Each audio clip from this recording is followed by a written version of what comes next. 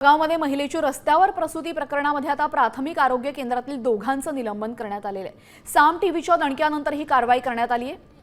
आरोग्य सेविकेसह रुग्णवाहिका चालकाचं निलंबन झालं असून जळगावच्या चोपडा तालुक्यामध्ये एका महिलेची रस्त्यावर प्रसूती झाली आणि त्या प्रकरणी आता दोघांचं निलंबन करण्यात आलं।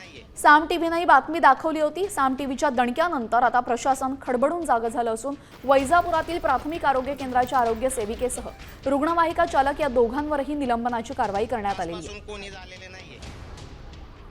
चोपड्यामधील जे प्रकरण घडलं त्या संदर्भात त्रिसदस्यीय समितीनं चौकशी अहवाल आम्हाला दिलेला आहे आणि त्याच्यामध्ये वाहन चालक आणि एएनएम यांनी कर्तव्यात कसूर केल्याचं आपल्या निदर्शनास आलेलं आहे। मग आपल्या शिस्तभंगाची जी प्रक्रिया आहे त्यानुसार आपण त्यांना कारणे दाखवा नोटीस देण्यात आली होती।